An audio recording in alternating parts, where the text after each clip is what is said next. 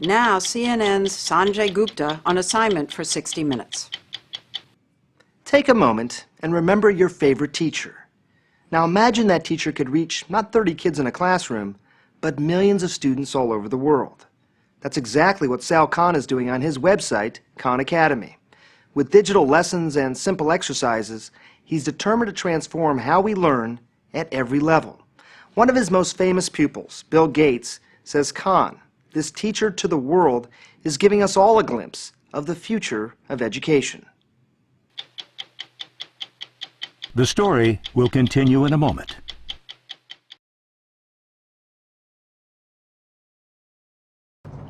"35-year-old Sal Khan may look like a bicycle messenger, but with 3 degrees from MIT and an MBA from Harvard, his errand is intensely intellectual. In his tiny office above a tea shop in Silicon Valley, he settles in to do what he's done thousands of times before. We've talked a lot now about the demand curve and consumer surplus. Now let's think about the supply curve. He's recording a 10-minute economics lesson. It's so simple. All you hear is his voice, and all you see is his colorful sketches on a digital blackboard. In this video, we're going to talk about the law of demand. When Khan finishes the lecture, he uploads it to his website, where it joins the more than 3,000 other lessons he's done. In just a couple of years, he's gone from having a few hundred pupils to more than 4 million every month. Has it sunk in to you that you are probably the most watched teacher in the world now? Yeah, I try not to say things like that to myself. You don't want to think about it too much because it can, I think, paralyze you a little bit. So if we get rid of the percent sign, we move the decimal over. He's amassed a library of math lectures. 12 plus 4 is 16. Starting with basic addition and building all the way through advanced calculus. We're taking the limit as delta x approaches 0. It's the exact same thing. But he's not just a math whiz. He has this uncanny ability to break down even the most complicated subjects, including physics, biology, astronomy, history, medicine. How much reading do you do ahead of time? It depends what I'm doing. If I'm doing something that I haven't visited for a long time, since high school, I'll go buy 5 textbooks in it, and I'll try to read every textbook. I'll read whatever I can find on the internet. Let's talk about one of the most important biological processes. Sal Khan has tackled so many subjects that if you watched just one of his lectures a day, it would take over 8 years to cover it all. Huge time scales. Magnetic north is kind of the geographic location. And then let's say that this is the point x is equal to basic introduction. Light. If this does not blow your mind, you have no emotion. Did you ever think about putting yourself visually in the video? Look, if there's a human face there, especially a funny-looking human face, then it's actually hard to focus on the math. 4,000 is 2,000 times 3 is 6,000. I don't have to shave, I don't have to comb my hair. I just press record, make a video, there might be spinach in my teeth, who cares? The format is so simple. Why does it appeal to so many people? I've gotten a lot of feedback. It really does feel like I'm sitting next to the person and we're looking at the paper together. And let me get my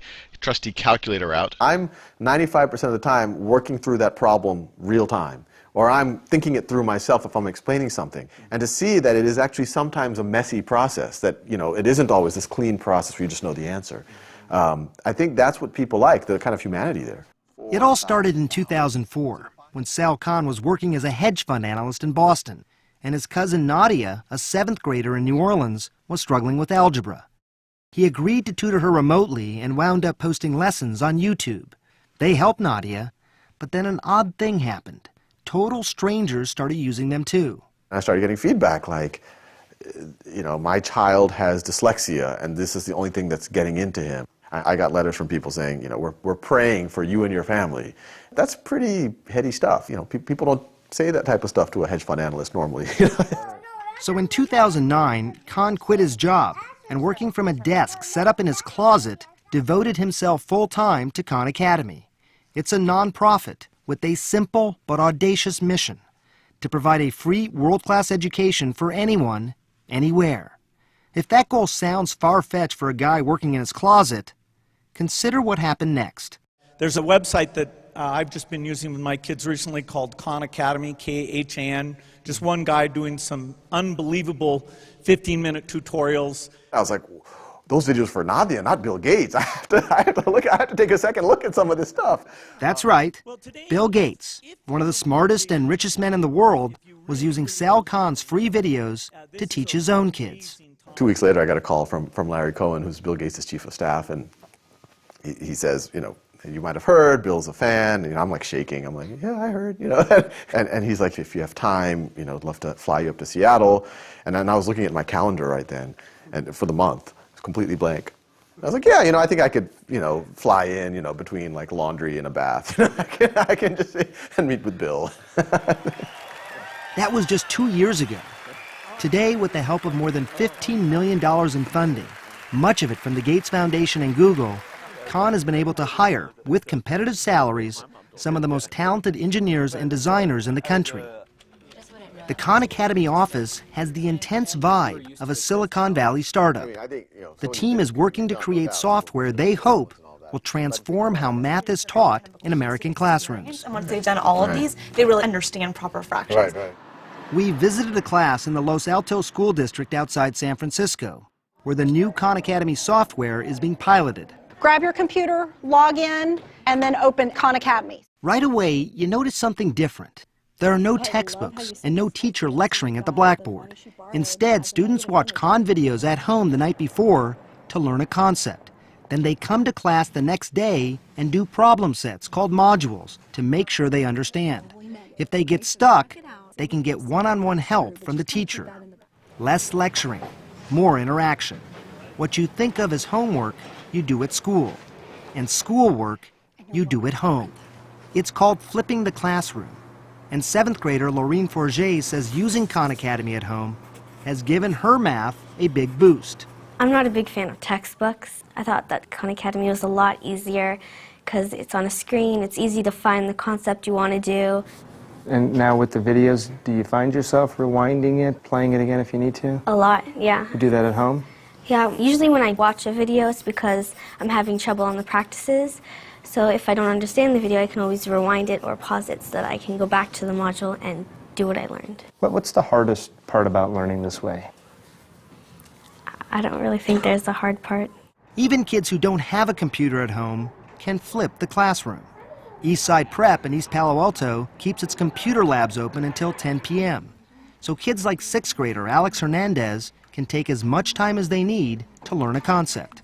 My mom, she went to school in Mexico. Some things she can explain to me, but some she can't. So I take long to try to finish my homework. How did you used to do in math? Pretty bad, at a 3rd grade level math. So, Khan Academy has helped me. It's like open doors that I couldn't open. It's helped me a lot. A lot of people have talked about the idea that flipping the classroom is sort of what's happening here. You take a little bit of issue with that. I kind of view that as a step in the direction. The ideal direction is using something like Khan Academy for every student to work at their own pace, to master concepts before moving on. And then the teacher using Khan Academy as a tool so that you can have a room of 20 or 30 kids all working on different things, but you can still kind of administrate that chaos. Khan Academy has created a dashboard so teachers like Courtney Cadwell can monitor each student's progress. So right now they're all working on things and you can see that real time. Yes. So as you sit here and look at the dashboard, you see how the students are doing individually, you see how they're doing as a whole class, and you can figure out who you need to help. Exactly, and here I can track their progress over time. I can see who's rushing ahead, who's lagging behind. I can see if they begin to stagnate. A blue bar indicates a student knows a concept. Orange, they're still working on it. But if a red bar pops up, is kind of the red flag to tell me, hey, it's time to step in and intervene. And I can see... Oh, so you can see not only that it's red, but specifically what the problem is. What they missed, and you can see the number of seconds they spent on each problem. I feel like I'm using my time more effectively with my students because instead of making the assumption that the entire class is weak in this area and I need to spend time reviewing this, I can really pull those 3, 4, 5 kids, do a mini workshop, address those needs, and allow those other students to move on to problem-solving activities or project-based learning with their peers. So far, the National Education Association has supported nonprofit technology like Khan Academy in the classroom, as long as teachers are trained properly. But as with any new innovation, Khan says there are always some skeptics. I've seen some subset of teachers who say, oh, what is this video thing? Live human interaction is important. And the reason why that bothers me a little bit is that, no, that's exactly what we're saying. In fact, we exactly agree with you that what we're trying to do is take the passivity out of the classroom so that you as a teacher will have more flexibility. Does it minimize the role of the teacher? Does it make it less impactful? No, I think it's the exact opposite. We kind of view teachers playing the role of more like a coach or a mentor, which once again, I personally believe is a much higher value thing than a lecturer. Khan Academy's math program is being piloted in 23 schools, mostly in California. Preliminary test scores from a handful of classrooms have shown improvements, especially for students who are struggling. Official state assessments will be available this summer. In the meantime, Chief Operating Officer Shantanu Sinha says they're gathering massive amounts of data, not just from American classrooms, but from every Khan Academy user around the world. So you could say how many problems were done over the last 24 hours? How many was it? Right now, in the last 24 hours, we had close to 1.8 million. Wow. Not total, but just one day. Just in a 24-hour period. And when you take a look at total users over the last 18 months, 41 million visits from the United States. We can look, from India, we had 1.7 million, Australia, 1.4 million. Right. It is pretty amazing to think that millions of people all over the world are using Khan Academy right now. Yeah, I mean, it's a gold mine on how to understand, what paths through learning are most effective. Khan says they look at all that data and constantly make changes to their software platform. We can start fine-tuning things the way that Amazon might fine-tune their button to help you buy that book or find the book that you want, or Netflix says, what's the right movie for you? We now get to do with education. Eric Schmidt, the pioneering chairman of Google, says he's seen a lot of failed attempts to integrate technology into education, but says what Sal Khan is doing is different. Many, many people think they're doing something new, but they're not really changing the approach. Whereas with Saul, he said, what we're going to do is not only are we going to make these interesting 10-minute videos, but we're going to measure whether it works or not. He was the guy to sort of make this happen? Why do you think it was him and not some person who was an educator or who had a background in this area? Innovation never comes from the established institutions. It's always a graduate student or a crazy person or somebody with a great vision. Saul is that person in education, in my view. He built a platform. If that platform works, that platform could completely change education in America. 17 over 9 is equal to 1.88. Inside classrooms, it's just Khan Academy math for now.